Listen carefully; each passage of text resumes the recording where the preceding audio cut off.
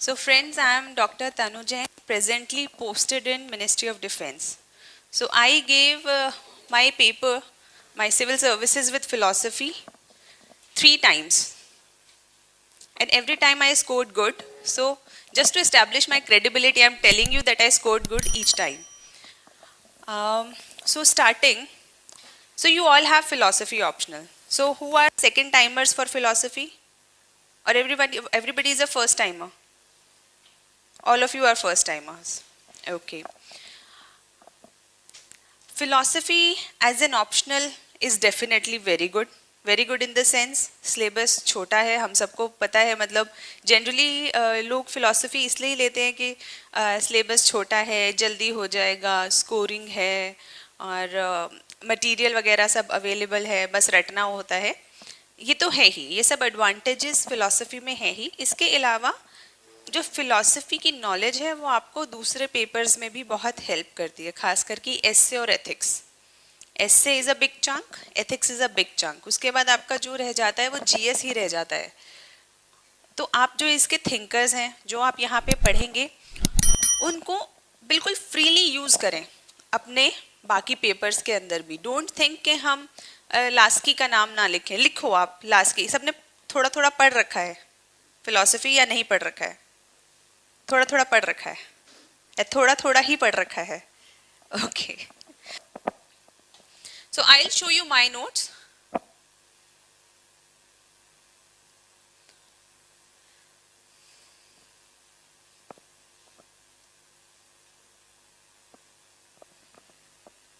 Can you see this? So ये मैंने बहुत ज़्यादा छोटे छोटे में बनाया है क्योंकि माई आइडिया वॉज, ये मैंने खैर ये मेरे सेकेंड थर्ड अटेम्प्ट की मेहनत है ना. Don't jump on to it right away.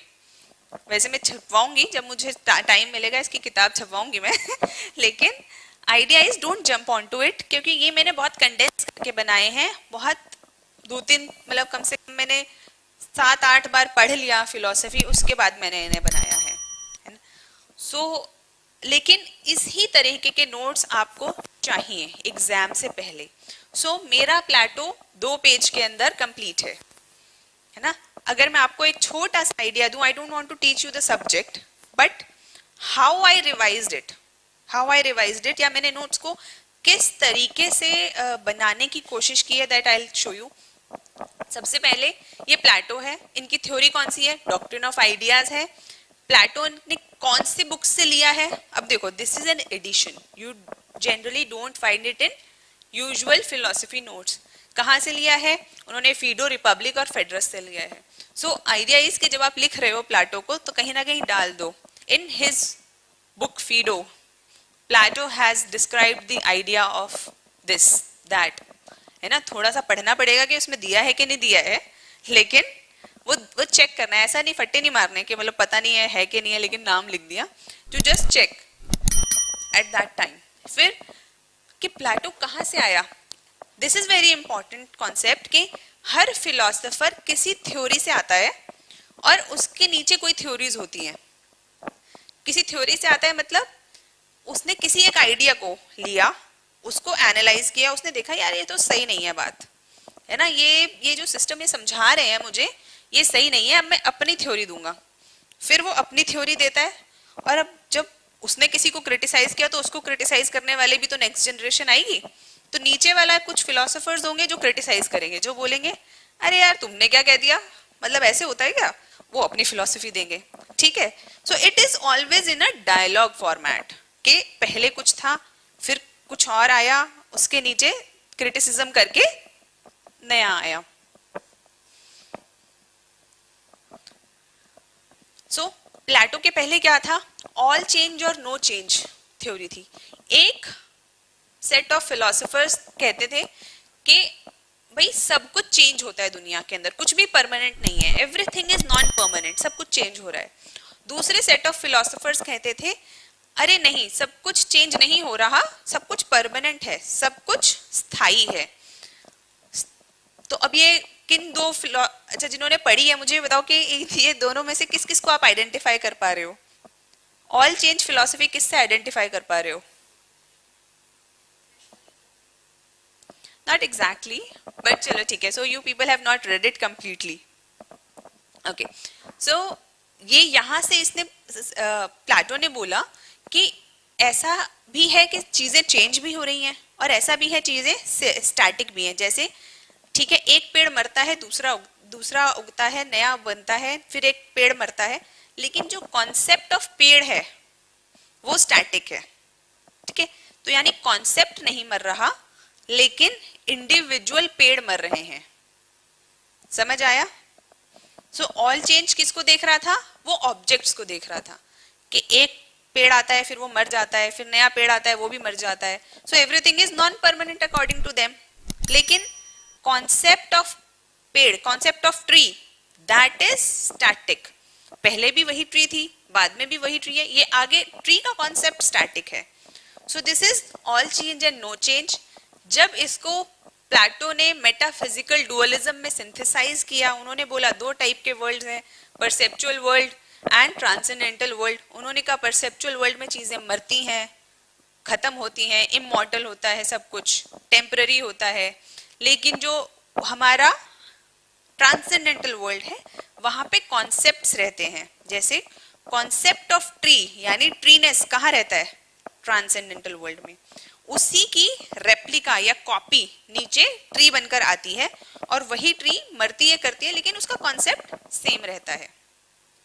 ठीक है, तो इस तरीके से जब आप उसको थोड़ा सा स्टोरी फॉर्मेट में पढ़ोगे तो यू विल रियलाइज के it is just a story, you know, simple. आपको पता चल रहा है कि उसने ऐसे सोचा, उसने ऐसे सोचा, ये ऐसे आया, और यही लिखना है बस पेपर में, है ना. अब इसी को अगर आप बहुत डिफिकल्ट करके पढ़ने की कोशिश करो, रटने की कोशिश करो, देन आपके लिए वो मुश्किल भी बन जाएगा और आपको वो चीज समझ भी मुश्किल से आएगी, है ना. तो इसको स्टोरी टाइप्स आपको इवेलुएट करना है. उसने क्या क्या आर्ग्यूमेंट्स दिए. उसने बोला भाई ये कॉपी थ्योरी है, फिर लोगों ने बोला कॉपी थ्योरी के अंदर तो ये परेशानी है, फिर इंप्रेशंस थ्योरी आई. तो मतलब बहुत एकदम जिसे कहते हैं फ्लो में चलती हैं सारी थ्योरीज. सो नोट्स भी आपको कोशिश करने चाहिए इफ यू लाइक कि इस तरीके के, इसी में पूरी थ्योरी है, कैरेक्टरिस्टिक्स है, सब कुछ, जितनी चीजें पूरा प्लेटो इन्हीं 2 पेजों के अंदर कंडेंस कर लिया गया है. दिस एंड्स द प्लेटो. ठीक है, नाउ कम्स एरिस्टोटल. तो इसी तरीके से आप अपने पेपर 1, पेपर 2 सारे नोट्स बना सकते हैं. It is a little more easier. जैसे ये पूरी लॉक की theory, can you see this?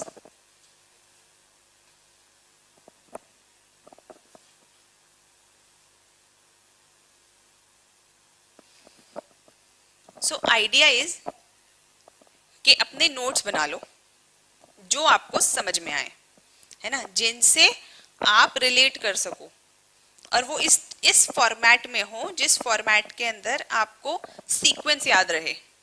मतलब ऐसा ना हो कि अगर आपसे पूछा जाए कि अरे भाई कैरेक्टरिस्टिक्स ऑफ प्लेटोज आइडिया बताओ, या फिर एरिस्टोटल ने प्लेटो को किन बातों पे क्रिटिसाइज किया वो बताओ.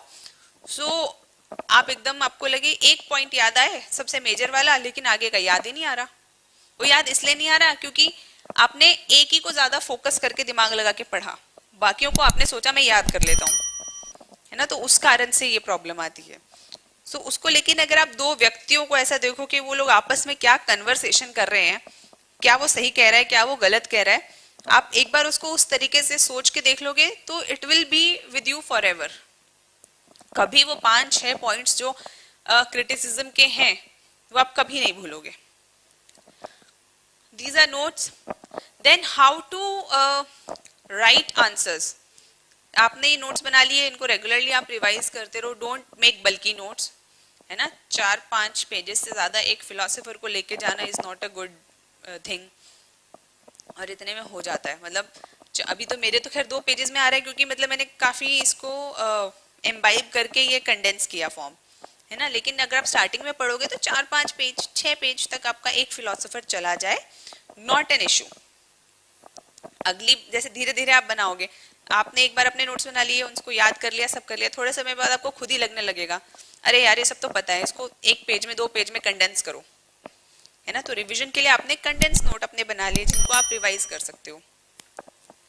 और नोट्स बना के रिवाइज करा, फिर आती है सेकेंडली कि हम प्रैक्टिस कैसे करें, आंसर्स कैसे लिखें। सो आंसर्स लिखने के लिए बट आई सजेस्ट कि एक रजिस्टर बना लें, पेपर 1 पेपर 2 का, या फिर 2 रजिस्टर्स बना लें, आधा आधा करके 4 पोर्शन के रजिस्टर्स बना, 4 पोर्शन हो आपके पास बेसिकली 2 रजिस्टर्स में। तो उस एक पोर्शन, जैसे पेपर 1 है, उसके अंदर जो भी पास्ट ईयर के क्वेश्चंस हैं वो लिख लो। ऊपर क्वेश्चंस की हेडलाइन लिख के, देयर इज पेन,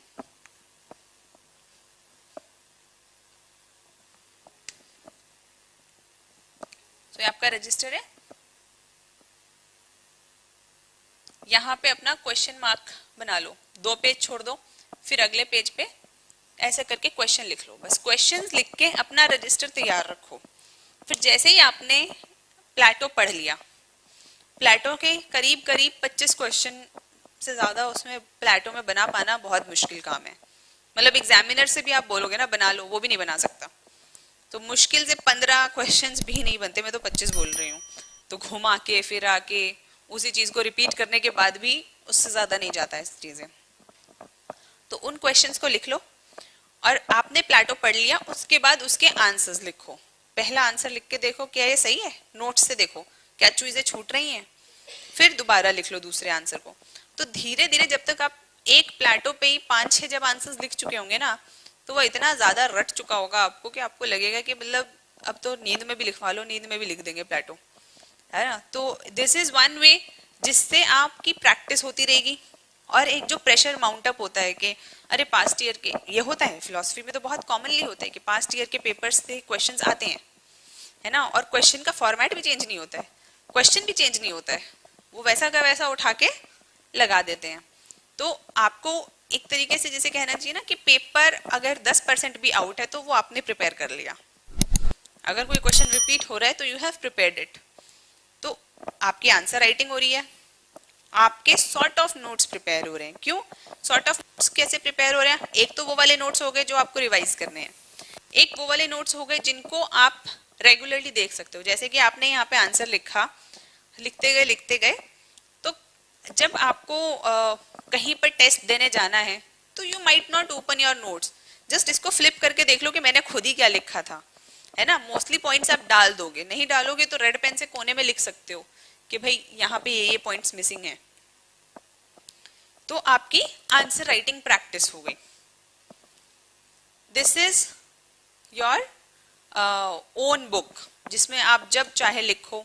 आपको 5 दिन हो गए आपने रिवाइज नहीं किया philosophy, don't worry, open it, right one answer, ठीक है। इसी तरीके की दो रजिस्टर होंगे आपके पास जिसके अंदर आधा आधा बांट लेते हैं ना, वो क्या लगा लेते हैं, वो सेपरेटर, पन्ना मोड़ लेते हैं, जो भी करते हैं जिस तरीके से भी, है ना। तो पन्ना वन्ना मोड़ लो, अपना 2 बना लो। पेपर वन के अंदर इंडियन, वेस्टर्न, और ये अपना सोशियो पॉलिटिकल और रिलीजियस फिलॉसफी, ठीक है। इस तरीके के रजिस्टर बना लिए। आंसर्स कैसे लिखने हैं? आंसर्स को लिखने का अपना एक पैटर्न डेवलप करना इज वेरी इंपॉर्टेंट, क्योंकि फिलॉसफी के